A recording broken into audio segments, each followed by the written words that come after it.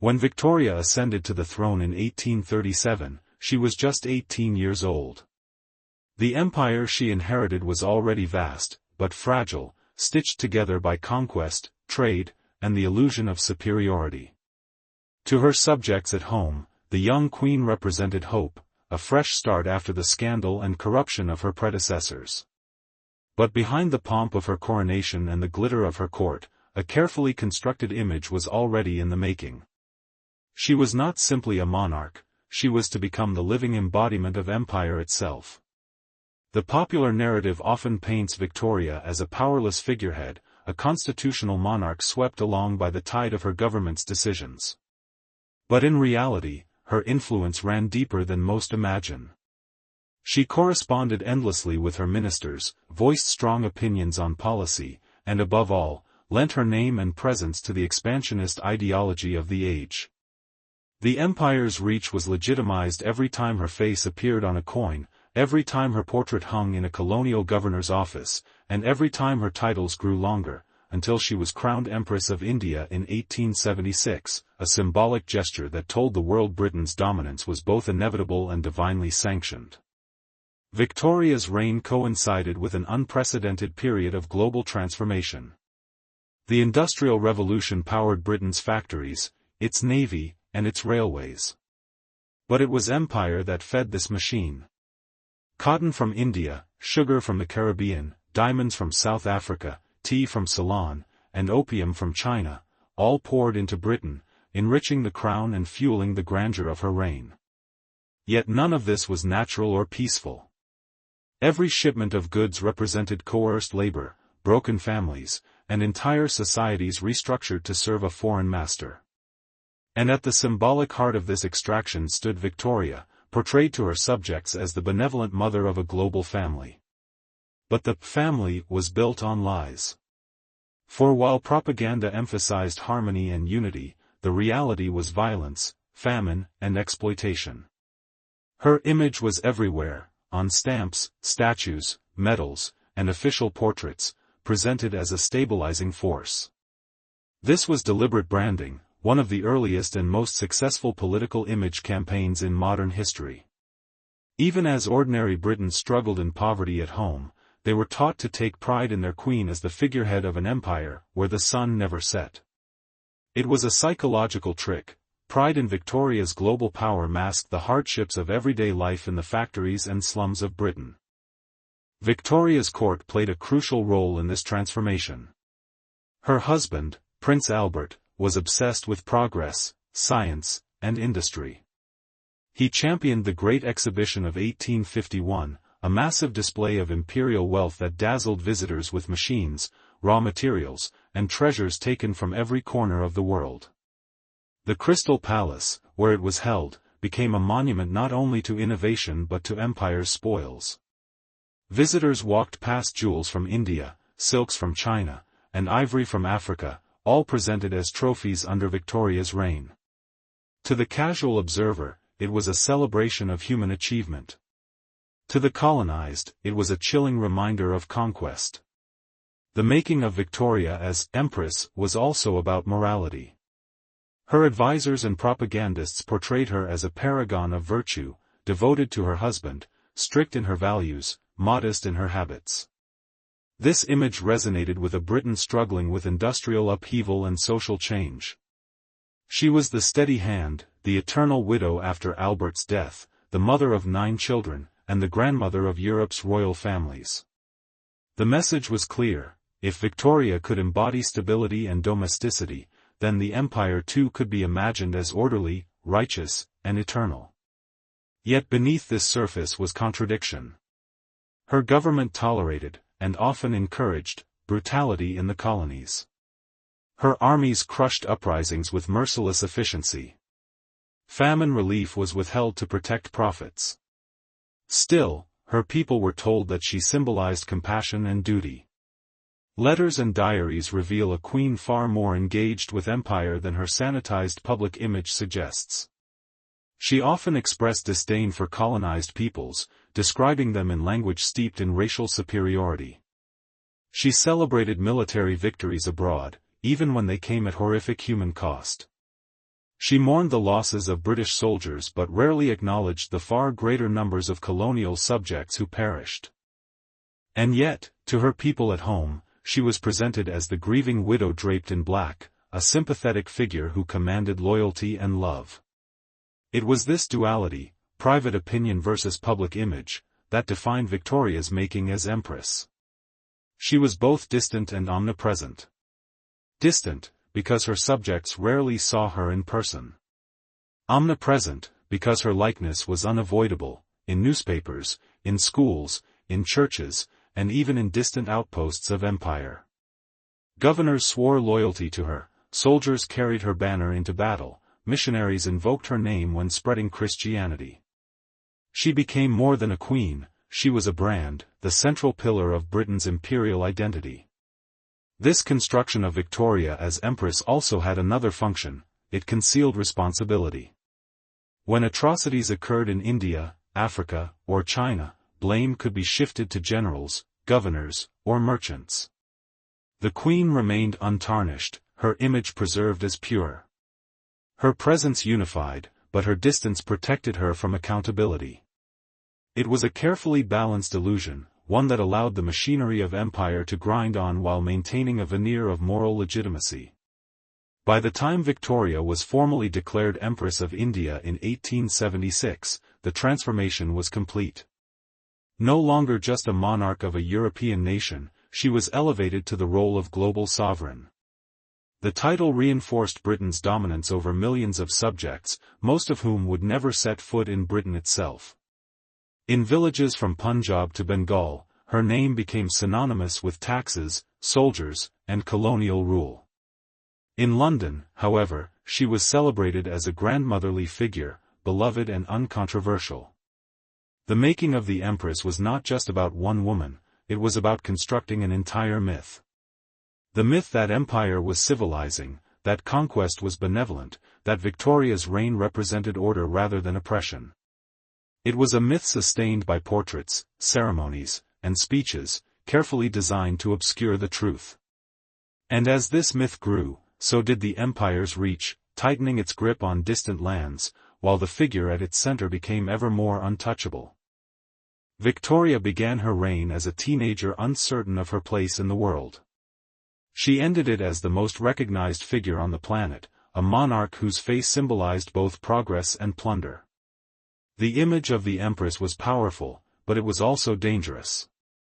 It disguised the violence that sustained her empire and transformed human suffering into a footnote beneath her smiling portraits. To understand the true story of Queen Victoria, one must look beyond the crown, beyond the mourning veils and the family portraits, and see how the young queen was molded into the empress of a world built on conquest. When Queen Victoria was crowned Empress of India in 1876, the title sounded like a celebration of glory. For many in Britain, it confirmed what they already believed, that India was the shining jewel in the crown of their empire, a vast land of riches and exotic wonders that proved Britain's global supremacy. Yet for the millions of Indians who lived under this rule, the jewel was a chain, binding them to an exploitative system that stripped away wealth, dignity, and lives. To understand the true darkness of Victoria's empire, one must look first at India, where the contrast between myth and reality was perhaps the sharpest of all. India was not a new conquest by the time Victoria inherited her throne. The British East India Company had been entrenched there for more than a century, building power through trade monopolies, bribery, and private armies. By the 1830s, it was already more than a company, it was a shadow government, ruling territories larger than many European kingdoms. When Victoria became queen, the East India Company was still the primary force in the subcontinent, and Britain's presence seemed unshakable. Yet under the surface, resentment was growing. This resentment exploded in 1857 with the Great Rebellion known in Britain as the Sepoy Mutiny and in India as the First War of Independence. Sparked by rumors that rifle cartridges were greased with cow and pig fat, an insult to both Hindu and Muslim soldiers, the uprising quickly spread across northern India. Soldiers turned against their officers, cities rose in revolt, and British civilians found themselves targets of violence. For the colonizers, it was a nightmare. The empire they had considered secure was suddenly on fire. The British response was swift and brutal. Whole villages were razed, suspected rebels were executed en masse, and public hangings became a warning to others. One officer described tying men to cannons and blowing them apart. In Britain, newspapers focused on atrocities committed against Europeans, rarely mentioning the scale of retribution inflicted upon Indians. By the time the rebellion was crushed, hundreds of thousands, perhaps more than 1 million, Indians had been killed.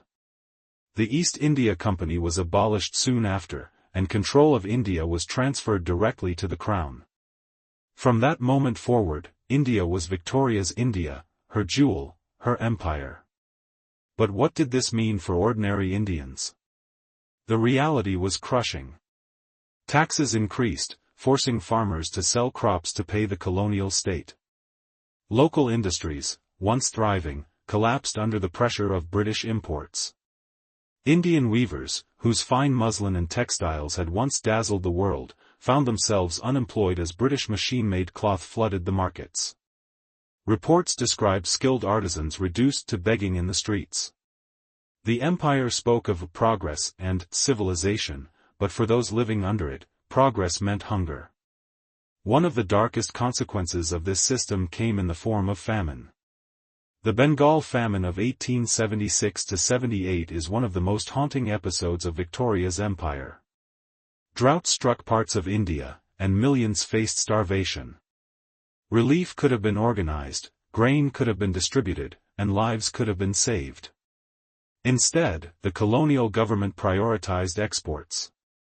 Ships loaded with rice and wheat left Indian ports bound for Britain and its markets. Even as people died on the roads, their bodies left unburied. In some regions, it is said entire families perished, villages emptied, and children sold themselves into slavery for a bowl of food. Estimates suggest that between 5 and 10 million Indians died during this famine alone. Yet in Britain, the empire was celebrated as prosperous and humane, with Victoria elevated as the loving empress of her subjects. The voices of the starving rarely reached London. Everyday life in colonial India was marked by this paradox. The British built railways, telegraphs, and administrative systems, presenting them as gifts of modernity. But these projects were never designed primarily for Indians. Railways moved cotton, grain, and soldiers more efficiently. Telegraphs allowed the government to suppress revolts more quickly. Infrastructure became a tool of control. For the Indian farmer, it meant easier taxation and faster extraction of resources. For the empire, it meant profit and dominance. The cost was paid in sweat, hunger, and lives. Even in times of relative peace, the inequalities were stark. British officials and their families lived in segregated compounds, enjoying lavish clubs, fine dining, and exclusive schools. Indians, meanwhile, faced daily reminders of subordination. They were excluded from higher ranks in the army, denied positions of authority in administration, and treated with open racial contempt. A British officer once remarked that Indians were fit only to be ruled, echoing the pseudo-scientific racial theories spreading across the empire. This ideology justified exploitation while presenting Victoria as a benevolent guardian over her childlike subjects. Yet Indians did not remain silent. Resistance simmered in countless forms: petitions, protests, religious movements, and underground organizations. Educated Indians began to question why their land was being drained to enrich another. Newspapers in Calcutta and Bombay criticized policies that led to famine and poverty, often facing censorship or closure. Leaders like Dadabhai Naoroji, later dubbed the Grand Old Man of India, calculated the staggering sums of wealth drained from India into Britain. He called it the un-British rule and argued that India was being bled dry. His writings reached audiences in both India and Britain, exposing what many had long suspected, that the jewel in the crown was not shining, but bleeding. The relationship between Victoria and her Indian subjects was complex. After the rebellion of 1857, she issued a proclamation promising religious tolerance, equal treatment under the law, and protection of traditional rights. This message was carefully worded, designed to soothe tensions while ensuring continued loyalty. In reality, discrimination persisted, and promises of equality were largely hollow. Still, Victoria cultivated a symbolic connection with India. She took Indian servants into her household, most famously Abdul Karim, known as the Munshi, who became her confidant in later years. Their relationship scandalized the court and revealed how little the queen truly understood the racial prejudices her empire fostered. To many Indians, Karim's rise was a rare symbol of recognition; to the British elite, it was a humiliation. As decades passed, the contradictions deepened. India remained central to Britain's global power, providing soldiers, raw materials, and wealth. During Victoria's Diamond Jubilee in 1897, Indian princes marched proudly in parades, their jewels glittering under the London sun. It was a display meant to show unity, loyalty, and strength. But behind the spectacle lay resentment. Those same princes often ruled over impoverished populations, squeezed by colonial demands. The loyalty was purchased with titles and honors, while the people they ruled bore the burden.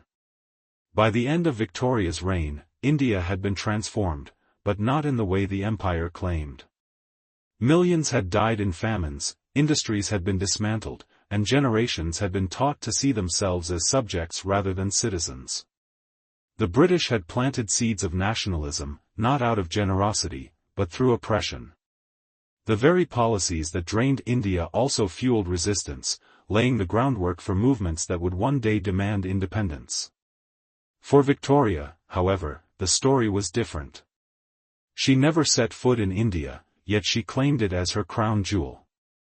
In her mind, she was a mother figure, ruling a vast and diverse land with wisdom and fairness. In reality, her reign oversaw the extraction of staggering wealth and the suffering of millions. To call India the jewel in her crown was not inaccurate, but it ignored the truth: jewels shine because they are cut from the earth with labor and blood. For India, the jewel was a chain, binding it to decades of exploitation under the shadow of the empress. If India was the jewel of Victoria's empire, then China was its most bitter victim. Not through direct colonization, but through something far more insidious: a drug war waged in the name of profit. To many Victorians at home, China was a distant land of porcelain, tea, and silk, a place of wonder that fueled British tastes. But beneath the teacups and the fine china lay a darker reality. In order to balance its trade deficit and secure vast streams of silver, Britain flooded China with opium, turning addiction into a weapon of empire. Queen Victoria reigned over a kingdom that proudly considered itself the moral compass of the world, yet her government became the largest drug dealer in history. The roots of this trade stretched back before Victoria's reign, but it was under her watch that the opium system reached its most devastating peak. For centuries, China had exported valuable goods to Europe, tea above all, while importing little in return. This imbalance drained silver from Britain's coffers, threatening its economy. The solution devised was ruthless: force the Chinese to buy opium cultivated in British-controlled India. By the 1830s and 1840s, vast quantities of the drug were being smuggled into Chinese ports, often with the connivance of British officials who pretended ignorance while reaping the profits. Opium addiction spread like wildfire. Farmers, merchants, and even officials succumbed to dependency, hollowing out families and weakening communities. The Qing government recognized the threat and tried desperately to stop it. In 1839, Commissioner Lin Zexu famously seized and destroyed over 20,000 chests of opium in Canton. His letter to Queen Victoria, appealing to her sense of morality, asked, how could a ruler who forbade opium use at home sanction its poisoning abroad? The letter went unanswered. Instead, Britain sent warships. Thus began the First Opium War, a conflict that revealed the brutal machinery of Victoria's empire. British naval power overwhelmed Chinese defenses, with modern cannons and ironclads easily shattering junks and coastal forts. Towns were bombarded, civilians killed, and trade routes forced open at gunpoint. The war ended with the Treaty of Nanking in 1842, a humiliating agreement for China. Hong Kong was ceded to Britain, treaty ports were opened, and vast sums of silver were paid in indemnities. To the British press, this was celebrated as a triumph of commerce. To the Chinese, it marked the beginning of what they still call the century of humiliation. The Second Opium War, fought 2 decades later, deepened the wounds. Once again, Britain, now allied with France, demanded greater trade rights and more access to Chinese markets.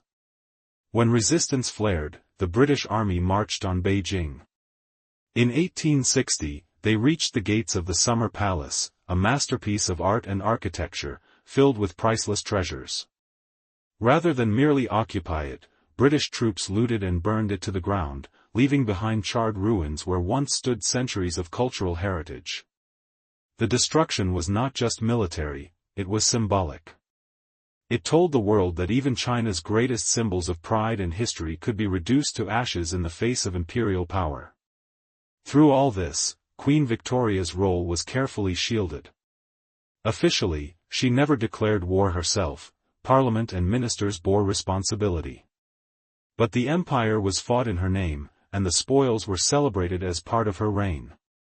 The burning of the Summer Palace took place during the height of her power. In London, the treasures plundered from Beijing were displayed in galleries, admired by curious visitors, while few stopped to think of the violence that delivered them. The British public saw only the grandeur, the Chinese remembered the humiliation. The economic impact was catastrophic for China. Silver drained out of the country, destabilizing its economy. Farmers turned land over to poppy cultivation, feeding the addiction that crippled their own communities. Corruption flourished as officials looked the other way. The Qing dynasty, already weakened by internal strife, found itself increasingly unable to resist foreign demands. Meanwhile, Britain grew rich. The revenues from opium supported its military, paid for railways, and strengthened its global trade. The irony was stark. At home, Britain condemned opium use as immoral and destructive; abroad, it forced the drug upon millions. Everyday lives bore the cost. Families pawned their possessions to buy opium. Fields went untended as addicts wasted away. In some villages, entire generations seemed lost. Missionaries who traveled to China wrote of despairing scenes, but their accounts rarely shifted imperial policy. The drug trade was simply too profitable. In Britain, the moral hypocrisy went largely unnoticed, drowned out by the rhetoric of free trade and progress. Queen Victoria, the supposed symbol of domestic virtue, presided silently over an empire built in part on narcotics. But the wars were not just about opium.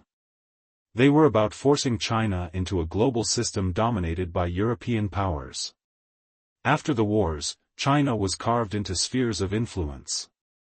Britain, France, Russia, and later Japan imposed treaties that stripped China of control over its tariffs, its ports, and even its laws.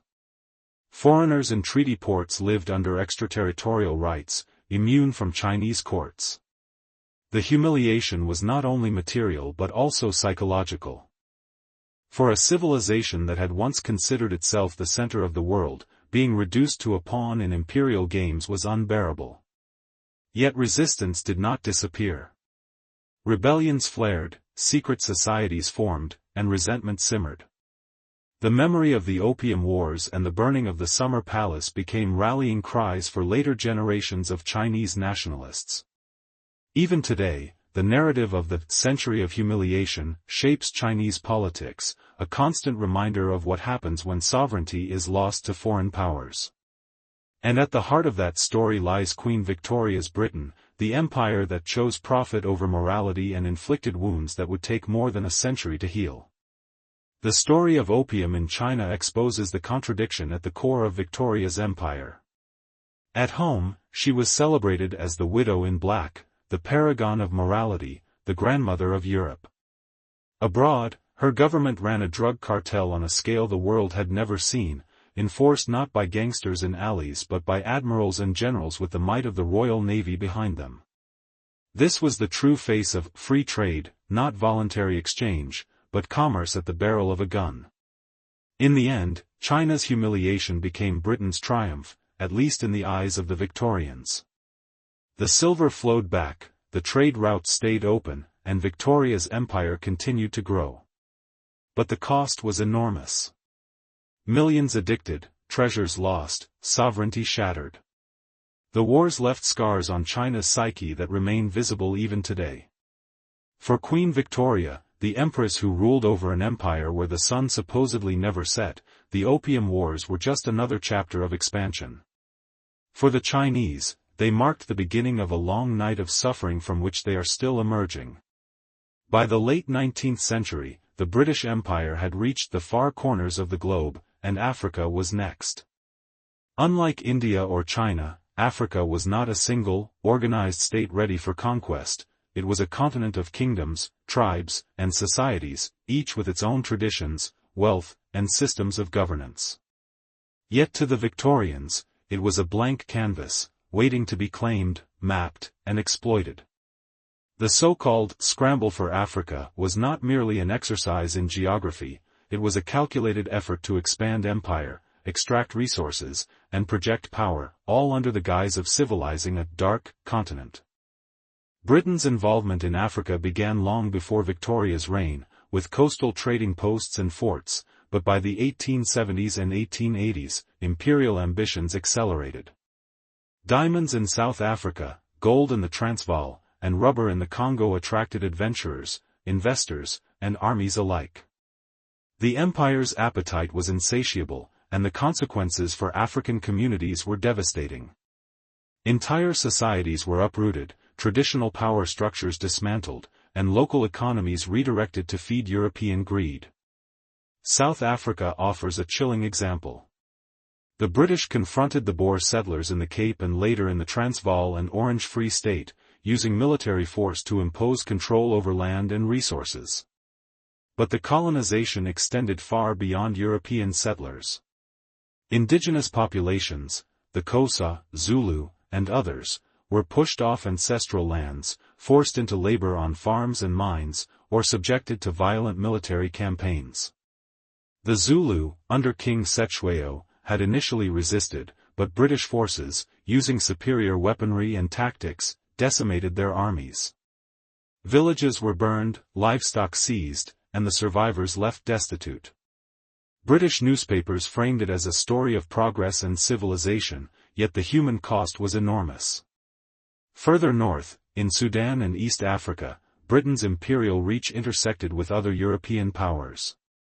Egypt and the Sudan were of strategic importance for trade and the control of the Nile. Military campaigns led by generals like Charles, Chinese, Gordon and others imposed harsh rule on local populations. Villages were destroyed, tax collectors enforced compliance, and resistance was met with massacres. Survivors' accounts tell of families fleeing with little food, women and children dying of disease, and entire communities displaced. These stories were rarely reported in Britain, hidden behind headlines celebrating empire building. The Berlin Conference of 1884–85 epitomized the cold logic of imperial expansion. European powers, Britain, France, Germany, Portugal, and Belgium, sat around a table to divide Africa into spheres of influence, with little regard for the people who lived there. Lines were drawn on maps, rivers and mountains ignored, and borders imposed that often split ethnic groups or forced rival tribes together. Decisions were made in distant offices, far from the villages, forests, and deserts that would bear the consequences. Britain secured vast territories, including modern-day Nigeria, Kenya, and Uganda, not through negotiation with locals, but through treaties, threats, and military campaigns. One of the most notorious chapters of this expansion was in the Congo, though technically under King Leopold II of Belgium, British traders and companies were deeply involved. Rubber extraction became a nightmare of forced labor, violence, and terror. Workers were beaten, villages destroyed, and families held hostage to meet quotas. Though the Congo Free State was not directly under Victoria, British mercantile interests profited from the system, and the empire's policies often set precedents for similar exploitation elsewhere in Africa.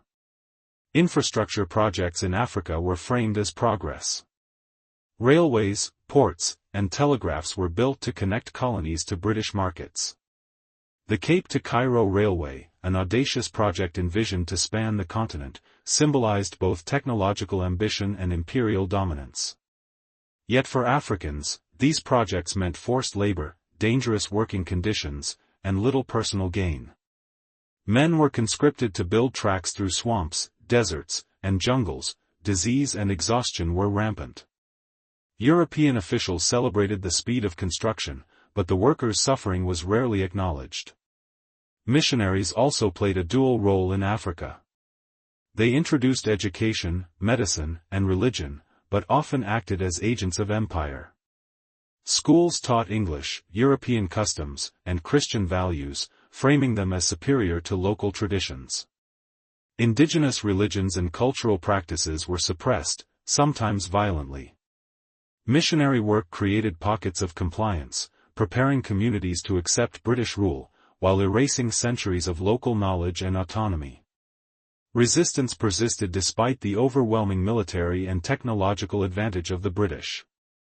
Leaders like the Zulu king Cetshwayo, Samori Touré in West Africa, and the Mahdi in Sudan led prolonged campaigns to defend their lands and peoples. Villages hid weapons, ambushed patrols, and fled to inaccessible terrain. These rebellions were often crushed, but they reveal the determination of African societies to resist colonization. Their stories were rarely told in Britain, overshadowed by narratives of empire and civilization. Economic exploitation was relentless. Africa's mineral wealth, fertile land, and labor force were redirected to serve Britain's industrial needs.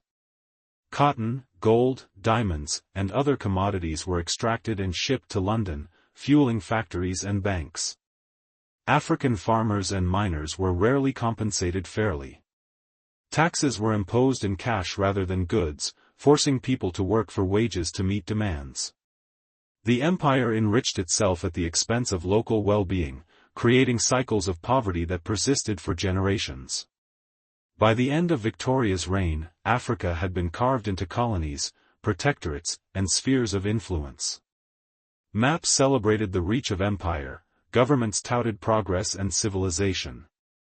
Yet beneath these achievements lay displacement, suffering, and the erasure of local histories. Africa's story under Victoria is one of extraordinary human resilience in the face of relentless exploitation. The continent was never passive. It resisted, adapted, and survived, even as the empire sought to define it entirely on its own terms.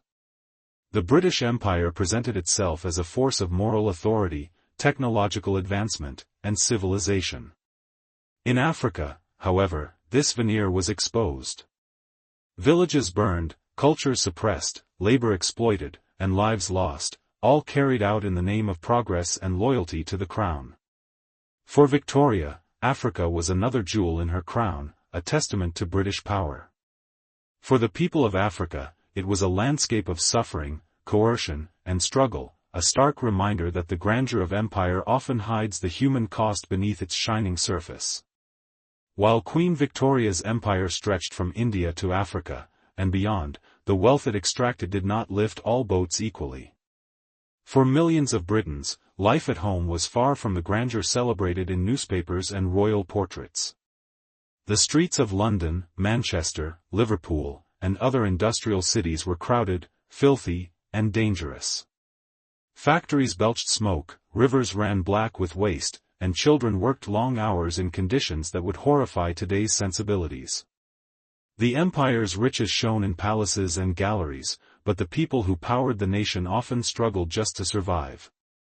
Industrialization promised opportunity, but in reality, it brought grueling labor and harsh discipline. Boys and girls as young as 6 worked in mills and mines, their small hands suited for repetitive tasks that paid pennies a day. Many suffered injuries from machinery, accidents, or outright abuse. Working hours stretched from dawn to dusk, 6 days a week. Diseases like cholera and typhoid spread rapidly through overcrowded slums, fueled by contaminated water and poor sanitation. Families lived crammed into 1 or 2 rooms, with little privacy and constant exposure to filth. The empire's glory seemed distant and irrelevant when children went hungry and parents labored under exhaustion. The contrast between wealth and poverty was stark. While the industrial elite and colonial administrators enjoyed opulent lifestyles, the lower classes eked out survival. Public houses and workhouses offered meager relief, but often at the cost of dignity. The Poor Law Amendment Act of 1834 forced many to enter workhouses, where conditions were deliberately harsh to deter reliance on aid. Families were separated, tasks were monotonous and punishing, and food was barely sufficient. These institutions highlighted the grim reality of Victorian society. Empire's wealth was not meant for all, only for those deemed deserving, often leaving the majority to suffer in silence. Famine, disease, and child labor were not confined to rural areas. Urban centers experienced their own forms of deprivation. Streets were crowded with beggars, urchins scavenging for scraps, and families living in cellars or converted stables. Fires and crime were common. Reports from social reformers like Edwin Chadwick documented appalling conditions, filth-filled alleys, inadequate drainage, and widespread illness. Public health was nearly non-existent. The narrative of a thriving, industrious Britain masked the daily horrors faced by millions of citizens. And yet, many Britons were encouraged to look outward. Newspapers celebrated India, Africa, and the Far East as symbols of national pride. Tales of soldiers' bravery, explorers' triumphs, and merchants' profits created a sense of moral and cultural superiority. The suffering of ordinary people at home was overshadowed by the empire's grandeur. Education for the poor existed, but it was limited, designed to instill obedience rather than critical thought. Children learned of British victories and Victoria's benevolence, but rarely of the poverty that defined their daily lives. One of the cruelest ironies was how the empire's wealth often intensified domestic inequality. Profits from India's cotton fields fed Britain's textile mills, yet Indian artisans were ruined, and British workers labored in overcrowded factories for low wages. Coal mined in South Africa powered engines that filled London streets with soot. Taxes collected in colonies funded royal ceremonies, while the urban poor struggled to pay rent and feed their families. The empire's vast resources highlighted what ordinary citizens lacked, creating a stark divide between the myth of progress and the reality of suffering. Health crises were a constant threat. Cholera epidemics swept through cities multiple times during Victoria's reign. Entire neighborhoods were decimated because sanitation systems were inadequate and water supplies contaminated. Hospitals existed, but access was limited and often required payment, leaving the poorest with no care. Life expectancy in urban slums was grim, infant mortality was alarmingly high. Children who survived childhood often bore lifelong scars from malnutrition, disease, and labor. The empire's triumphs abroad were measured in wealth and territory, but at home, the human cost was painfully evident.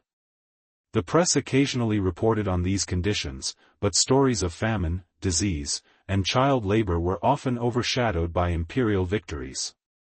Public consciousness was shaped to admire Victoria as a symbol of stability and morality, distracting attention from domestic misery. Philanthropy and social reform emerged, with figures like Charles Dickens exposing injustices through novels and essays, but systemic change was slow. The narrative of empire, the jewel of the crown abroad, provided a moral cover for the suffering of millions at home. Education and religion also reinforced the divide. Schools emphasized duty, obedience, and moral rectitude. Children were taught to respect authority and honor the empire, while practical knowledge and critical awareness of inequality were scarce. Churches preached charity, but often framed poverty as a moral failing rather than a structural issue. The empire was painted as a benevolent force. The grim reality of domestic hardship became a footnote in national pride. Yet the human spirit endured. Workers' strikes, petitions, and reform movements slowly challenged injustice. Trade unions began to form, advocating for safer working conditions, better wages, and shorter hours. Social reformers lobbied for sanitation, housing, and education improvements. The story of Britain at home under Victoria is not only one of suffering, but also of resilience, a struggle to claim dignity in an era when the empire's shine masked the harshness of everyday life. By the end of the 19th century, the contrast was undeniable. Britain's global power, wealth, and influence expanded under Victoria, yet domestic inequality persisted, highlighting the selective nature of empire's benefits. The Queen's portraits and public ceremonies presented an image of stability and morality, but for the majority of her citizens, life was a daily negotiation with hunger, disease, and harsh labor. The empire's glory abroad served to distract from domestic suffering, ensuring that the myth of Victoria's benevolence overshadowed the stark realities of life in Britain itself. In understanding the empire, one cannot ignore the homeland. Britain's streets, factories, and slums reveal a truth that contrasts sharply with colonial displays of wealth and conquest. The story of poverty at home is inseparable from the story of empire abroad. Together, they form a tapestry of exploitation, endurance, and contradiction, showing that Victoria's reign, for all its grandeur, was defined as much by hardship and inequality as by triumph and progress. The expansion of railways across the British Empire is often celebrated as a triumph of technology and progress. Tracks snaked across continents, connecting cities, ports, and resources, heralding an era of unprecedented mobility and commerce. Yet beneath this veneer of progress lay suffering, coercion, and exploitation. The rails that symbolized modernization were built on the backs of laborers, many of whom endured unimaginable hardships for the profit of distant elites. India's railway network offers a stark illustration. British officials hailed it as a civilizing achievement, a way to unify the subcontinent, move goods efficiently, and strengthen administrative control. In reality, the railway was a tool of extraction. Millions of tons of rice, cotton, and other resources were transported from rural areas to ports for export, often leaving local communities deprived of essential supplies. Farmers and peasants were forced to contribute labor for minimal compensation. Workers endured long hours under the scorching sun or torrential rain, constructing tracks across rivers, swamps, and rugged terrain. Disease was rampant. Malaria, cholera, and dysentery claimed thousands, while injuries from accidents were frequent and often fatal. Reports describe laborers falling into embankments, being crushed under machinery, or swept away by rivers during construction. Their suffering was a silent cost of empire, invisible to the elites celebrating progress in London. Railway construction in Africa followed a similar pattern. The Cape to Cairo Railway, a symbolic project meant to link the continent under British control, relied heavily on coerced labor. African men were conscripted, often forcibly, to build bridges, lay tracks, and clear vast swaths of land. Those who resisted faced violent punishment. Disease, exhaustion, and malnutrition were common, and mortality rates soared. The railway was not built to serve African communities, but to transport raw materials, cotton, gold, and other valuable resources, directly to European markets. Infrastructure that is now remembered as a technological achievement was, in reality, an instrument of control and exploitation. Even in the Caribbean, the legacy of coerced labor continued through railway projects and plantations. Sugarcane estates utilized workers in conditions reminiscent of slavery, despite formal abolition decades earlier. Railways were constructed to move sugar and rum efficiently, often at the cost of workers' health and lives. The empire's image of benevolence masked the harsh reality: every mile of track was paid for in human suffering. The narrative of technological progress often obscured the empire's moral contradictions. Railways were portrayed as tools of development, enabling trade, communication, and civilization. They were featured in exhibitions, praised in newspapers, and celebrated in speeches. Yet the reality on the ground told a different story: coerced labor, starvation, and death. The contrast was stark between the optimism in London and the human cost thousands of miles away. Workers were rarely recognized, they remained faceless contributors to an empire that claimed to uplift the world while ignoring those it exploited. The construction of railways also facilitated the expansion of military power. In India, the ability to rapidly deploy troops along the railway network allowed the British to suppress uprisings and maintain control over vast territories. Soldiers traveled faster, supplies moved more efficiently, and colonial administrators could respond quickly to resistance. The technology that promised progress for all was primarily a mechanism to tighten imperial grip. Villages that resisted taxation or refused labor contributions often faced violent reprisals. The railway became a symbol of authority, both physical and psychological, demonstrating that resistance would be met with force. Environmental and social costs were also immense. Forests were cleared, rivers diverted, and lands appropriated for construction. Communities were displaced, often relocated with little consideration for traditional ways of life. Lands that once supported agriculture or grazing were converted into railway embankments, affecting food security and livelihoods. The empire's pursuit of efficiency and profit left deep scars on landscapes and societies alike. In addition to physical suffering, psychological tolls were profound. Laborers were separated from families, subjected to harsh discipline, and constantly monitored.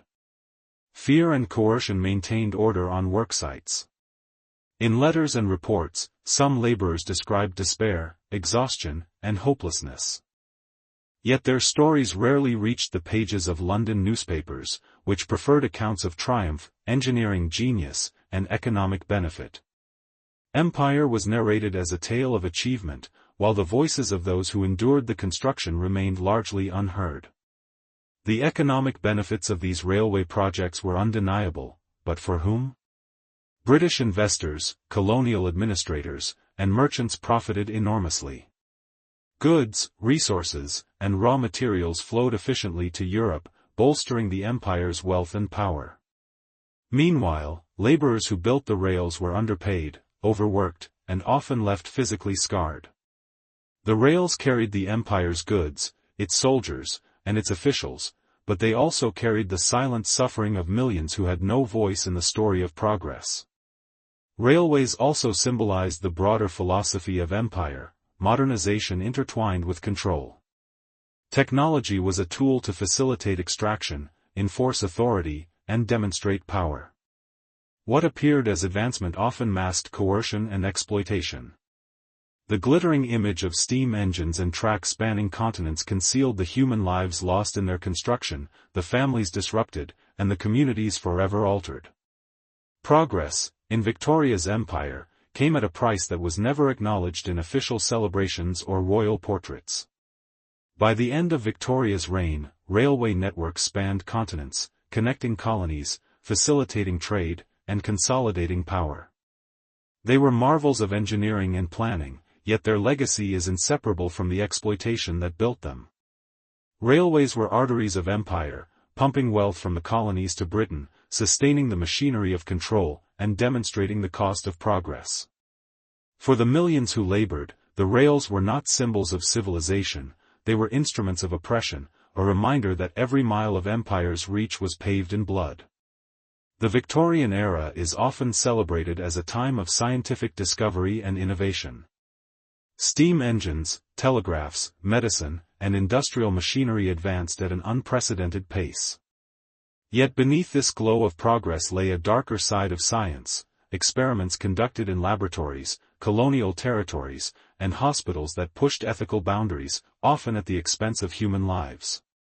In Queen Victoria's empire, the pursuit of knowledge was frequently intertwined with power, exploitation, and control, revealing how curiosity could be weaponized in the name of progress. Medical experimentation provides one of the starkest examples. The empire's expansion exposed British scientists to new diseases, bodies, and populations that were considered ideal for research.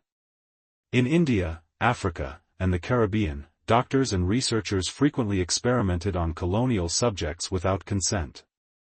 Vaccines and treatments were tested on prisoners, soldiers, and villagers, often resulting in severe complications or death. Ethical oversight was minimal. The priority was data, discovery, and the advancement of European science, not the well-being of those studied. Indigenous knowledge and traditional medicine were frequently dismissed or appropriated, further highlighting the imbalance of power. Anthropology and racial science also flourished under Victoria's reign, often with chilling consequences. Scientists sought to classify humans by skin color, skull shape, and cultural practices, producing theories that justified colonial rule and social hierarchies. Civilized Europeans were placed at the top of the scale, while colonized peoples were often deemed primitive or inferior. These pseudo-scientific ideas were used to rationalize exploitation, forced labor, and violent suppression of uprisings. Museums displayed human remains, skeletons, and artifacts taken from colonies, framing them as objects of study rather than evidence of living, complex cultures. Knowledge became a tool of domination, and the subjects of these studies were rarely given dignity or recognition. Surgical experimentation also reflected the era's moral contradictions. Amputations, anesthesia testing, and experimental procedures were often performed on those considered powerless, the poor, the mentally ill, or colonial prisoners. Hospitals and asylums became laboratories for trial and error. While these practices contributed to the advancement of medicine, they were steeped in coercion and suffering. Patients were treated as objects rather than humans, and the narrative of progress concealed the human cost. Victoria's empire prided itself on civilization, yet its hospitals sometimes mirrored the brutality of the battlefield, with ethics subordinated to curiosity and imperial ambition. In addition to medical and anthropological experimentation, Victorian science extended into agriculture, industry, and resource extraction, often in colonized territories. Engineers, botanists, and chemists sought to maximize profits through the modification of crops, forests, and mining techniques. While innovations increased yields or efficiency, they also disrupted local ecosystems and traditional ways of life. Soil exhaustion, deforestation, and forced adoption of new agricultural methods created long-term consequences for communities who had little say in these experiments. Progress was measured in output and profit, not in the sustainability or welfare of the population. Education and public exhibitions played a key role in legitimizing these endeavors. Scientific discoveries were celebrated at world fairs, in museums, and through the press. Displays of anatomy, exotic plants, and even human specimens enthralled audiences in London and other cities. Yet these exhibitions often presented colonized peoples as curiosities or inferior subjects, reinforcing imperial ideology while obscuring exploitation. The pursuit of knowledge became intertwined with spectacle, shaping public perception of science as benevolent, even when its methods were coercive or cruel. Colonial laboratories were another stage where ethics were compromised. British officials often encouraged experimentation in tropical diseases like malaria and cholera, sometimes deliberately exposing subjects to infection. Villagers were coerced into participation under threats or bribery. Data collected fueled treatments and vaccines that would eventually save lives, but only after countless individuals suffered. The tension between discovery and exploitation underscores the dual nature of Victorian science, a powerful engine of progress and a tool of oppression. The dark side of Victorian experimentation was not limited to colonies. In Britain itself, hospitals and research facilities conducted tests on impoverished citizens, prisoners, and children. Reports from asylums detail invasive procedures and manipulative experiments. Often, the poor were treated as disposable subjects for the benefit of elite knowledge. Meanwhile, the Queen's Court celebrated scientific achievements with medals, exhibitions, and honors, largely ignoring the ethical shadows that accompanied them. By the end of Victoria's reign, science had transformed the world. Industrialization, medicine, and technology had advanced enormously.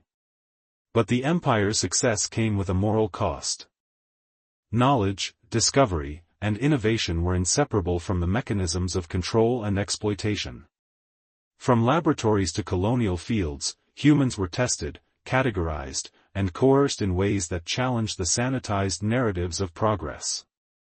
Victorian science was, in many ways, a reflection of the empire itself, brilliant in accomplishment, yet shadowed by ethical compromises, human suffering, and the relentless pursuit of power. Understanding this duality is crucial. The marvels of Victorian discovery cannot be separated from the pain endured to achieve them. The laboratories, hospitals, and expeditions that define the era's science reveal a disturbing truth: curiosity and intellect, when combined with imperial authority, can become instruments of domination. Queen Victoria's empire was not just built on wealth, conquest, and labor, it was also built on the bodies and lives of those who fueled its scientific and technological advances. When we think of Queen Victoria, we often imagine a matronly figure, dressed in black, embodying domestic virtue and moral authority. Yet behind the grandeur of the throne, the lives of women across her empire tell a much more complex and often darker story. From the streets of London to the villages of India, the deserts of Africa, and the ports of China, women were subjected to restrictions, exploitation, and violence that were rarely acknowledged in official narratives.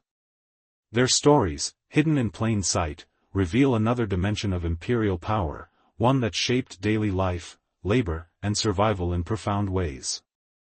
In Britain itself, Victorian women faced a strict social hierarchy that dictated behavior, opportunity, and legal rights. Married women were largely under the legal control of their husbands, with property and wages legally belonging to men. Divorce was nearly impossible except in extreme cases, and women who left abusive households often had no recourse or support. In industrial cities, working-class women labored long hours in factories, mills, and domestic service, earning far less than men while bearing the weight of household responsibilities.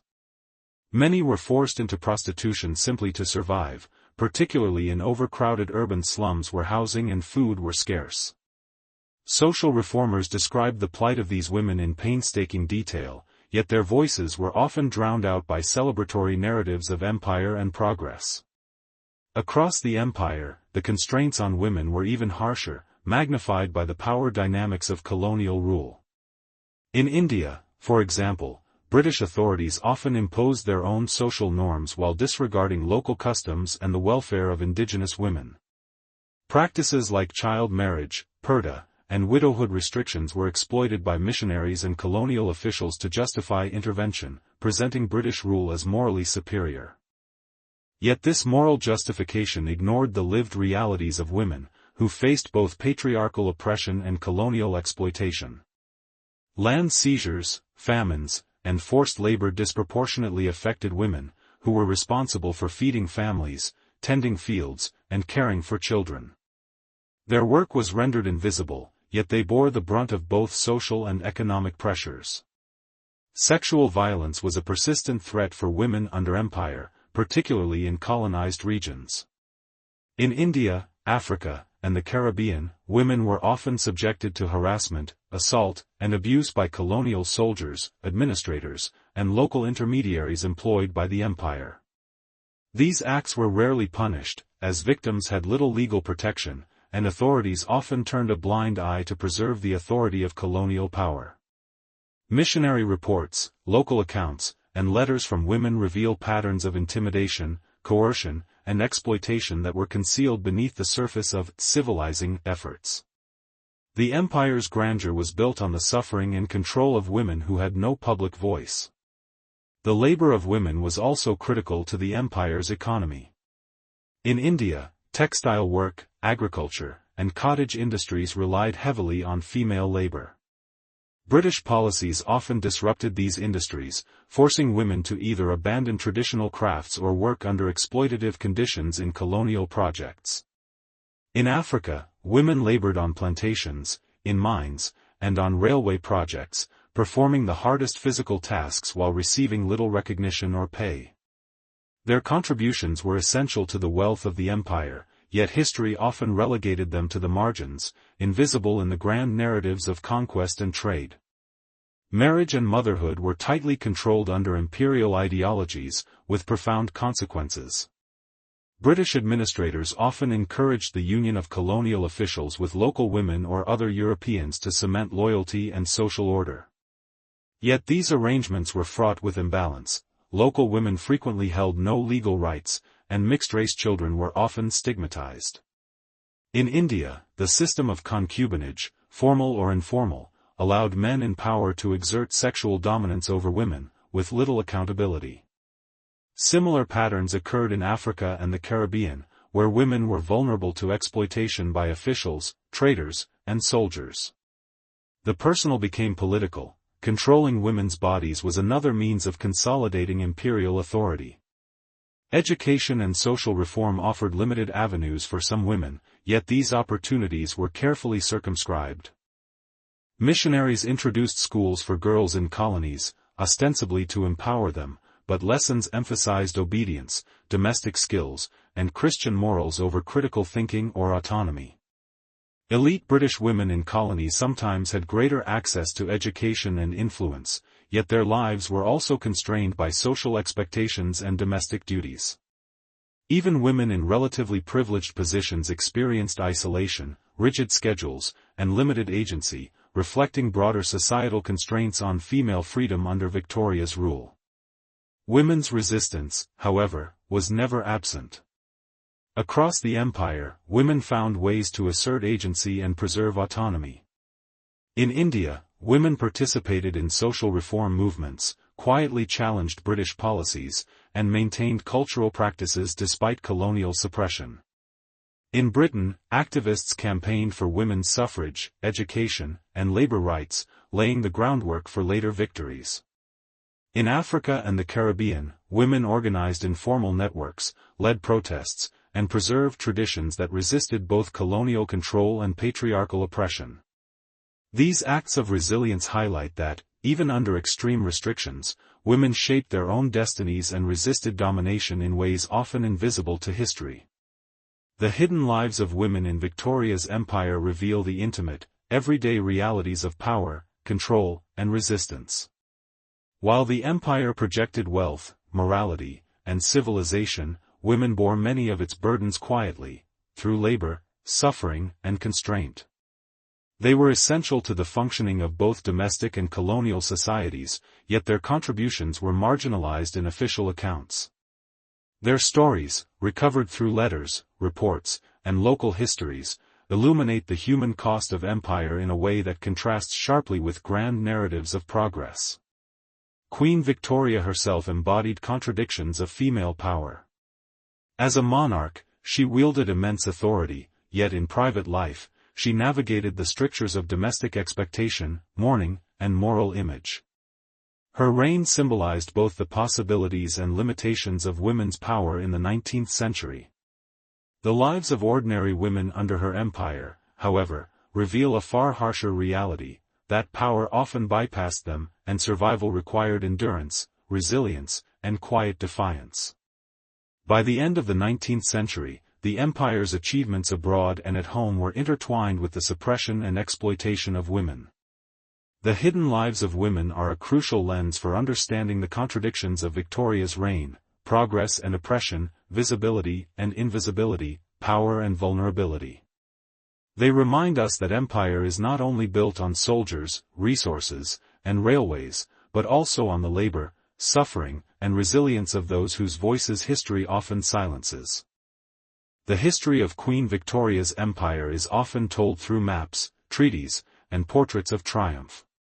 But behind these symbols of power lies a story of resistance, of people, communities, and nations who refused to submit quietly to foreign domination.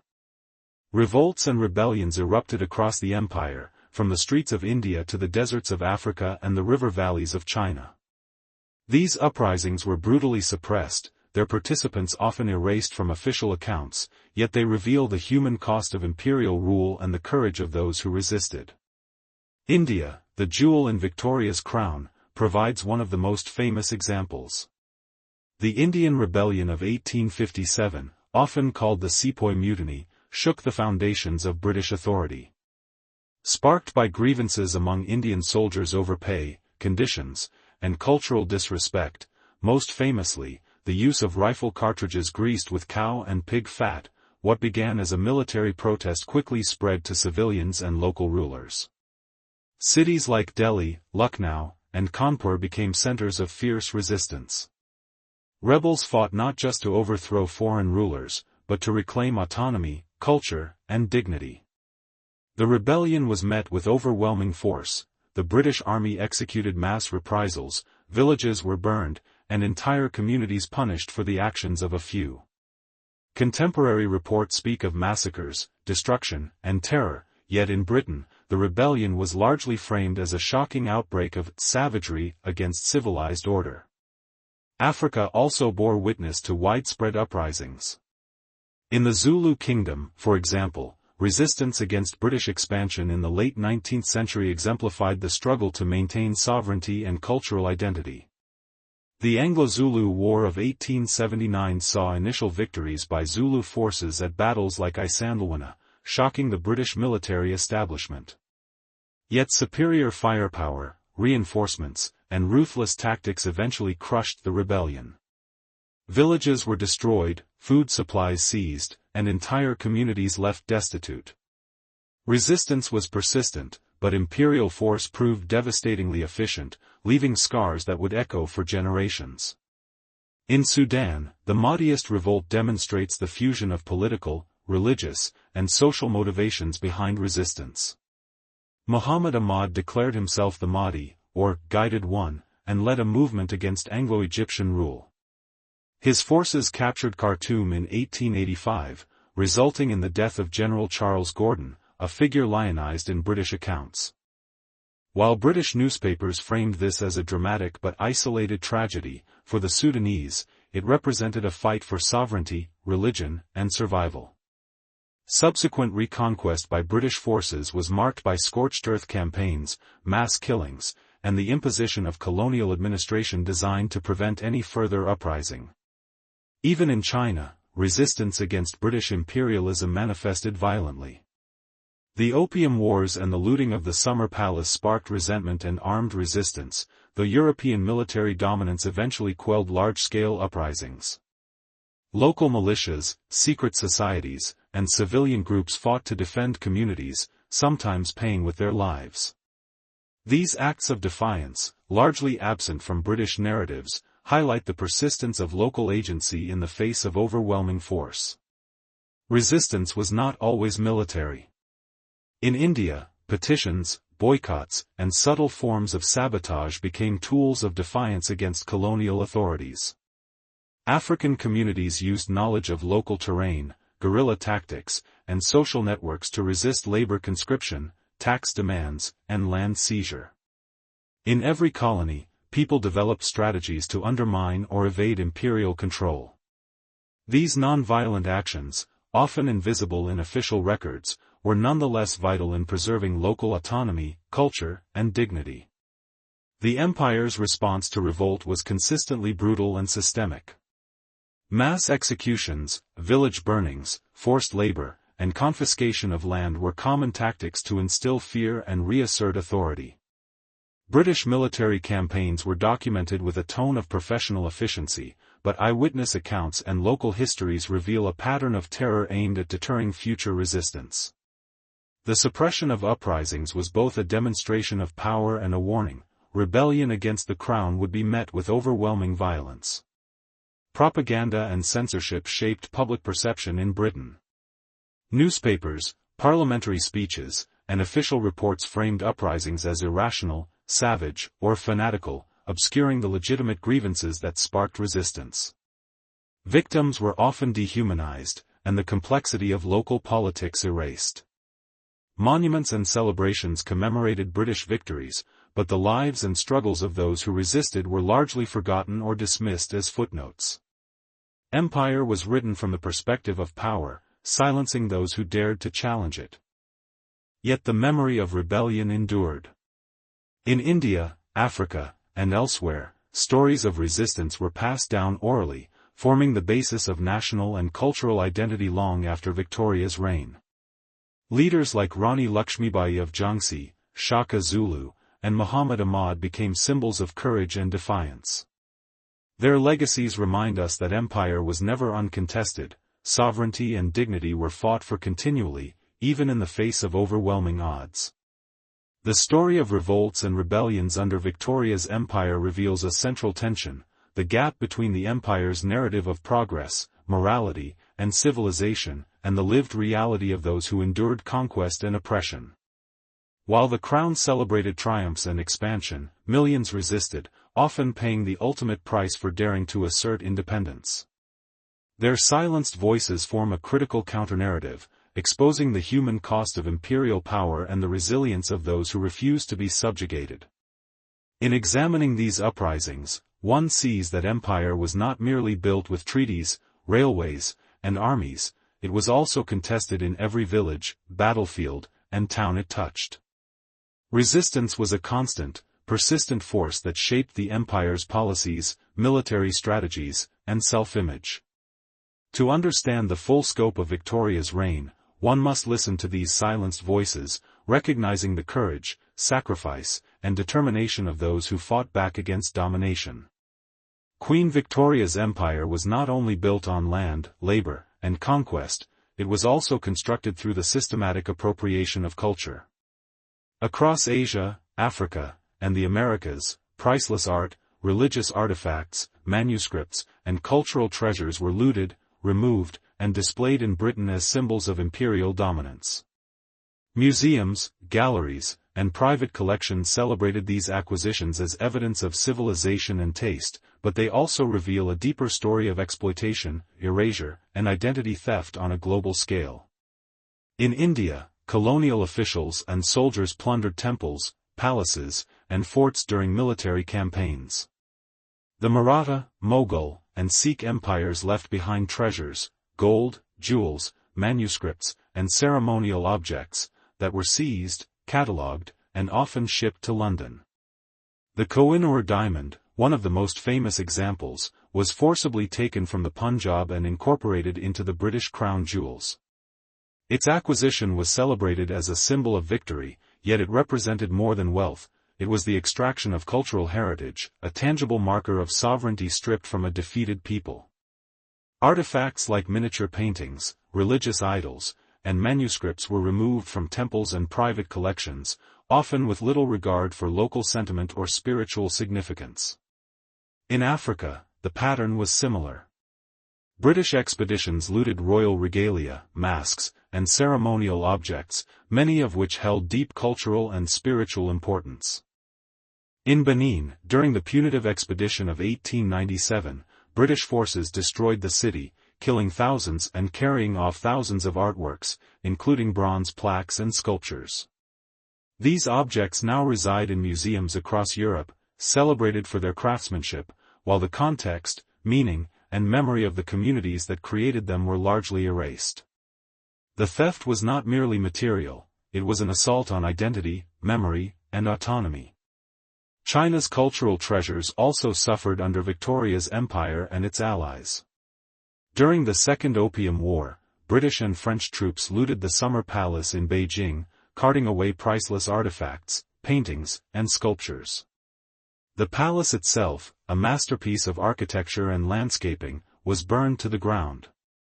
Contemporary reports from the time framed the destruction as a justified retaliation or a demonstration of military superiority. Yet from the Chinese perspective, the loss was immeasurable, centuries of artistic, cultural, and historical heritage obliterated in a single act of imperial hubris. Objects that once represented dynastic power, religious devotion, and artistic achievement were reduced to trophies for foreign display. Museums in London, Oxford, and Cambridge became the repositories for these treasures. Galleries displayed artifacts as evidence of exploration and conquest, presenting a curated story of empire as a civilizing force. Visitors marveled at sculptures, pottery, and jewelry without understanding the violence, coercion, and dispossession that brought them to Britain. Education and exhibitions framed the narrative in moral and aesthetic terms, highlighting British sophistication while ignoring the ethical questions surrounding acquisition. Cultural theft was thus normalized and celebrated, shaping public perception of the empire as benevolent and enlightened. The impact on colonized societies was profound. Removing cultural artifacts disrupted traditions, religious practices, and social cohesion. Objects that had guided rituals, symbolized leadership, or marked communal identity were uprooted, leaving gaps in cultural memory. Communities were left with physical and symbolic voids that persisted for generations. Museums and private collections in Britain thus became repositories not only of objects but of the empire's moral contradictions, the celebration of civilization built on erasure and violence. Resistance to cultural theft existed, though it was often muted by the imbalance of power. In India, petitions were sent to British authorities, and scholars documented the loss of manuscripts and treasures. In Africa, oral histories preserve knowledge of looted objects and the rituals associated with them. Even in China, the destruction of the Summer Palace became a symbol of national trauma and a rallying point for later movements to reclaim heritage. The struggle to preserve identity in the face of imperial appropriation highlights the resilience of communities whose culture was under siege. The acquisition of art and artifacts also reflected broader ideologies of empire. British authorities often claimed that they were saving objects from neglect or decay, portraying themselves as custodians of culture. This paternalistic argument ignored the agency of local communities, dismissed traditional practices, and justified the systematic removal of heritage. The narrative framed theft as protection, conquest as benevolence, and dominance as moral duty, a clear example of the empire's ability to manipulate perception and obscure ethical realities. Education, literature, and visual culture reinforced these ideas. Children learned about exotic lands, celebrated explorers, and admired museum displays, often without context or acknowledgement of the violence behind them. The empire's narrative celebrated Victoria as the moral center, presenting her reign as enlightened, yet the story of cultural plunder remained largely hidden. Generations were taught to admire objects for their aesthetic or historical value while remaining unaware of their origins, the trauma associated with their removal, and the ongoing debates over restitution. By the end of Victoria's reign, British museums had amassed an unprecedented collection of global artifacts. These objects symbolized not only the empire's reach but also its capacity to appropriate, redefine, and control culture itself. The theft of art and artifacts was an extension of the empire's broader mechanisms of domination. It asserted power, rewrote history, and left colonized peoples with a fragmented sense of identity. Understanding this dimension of empire is essential to grasping the true cost of Victoria's rule, not only in land, labor, and lives, but in the erasure and exploitation of cultural heritage. The legacy of cultural theft persists today. Nations continue to demand the return of stolen artifacts, and debates over restitution highlight the enduring consequences of imperial exploitation. Every object taken, every artifact displayed, carries a story of power, conquest, and survival. The empire's gleaming museums, celebrated as temples of knowledge and art, are also monuments to moral ambiguity, reminding us that progress and civilization often come at the expense of human dignity, cultural identity, and historical memory.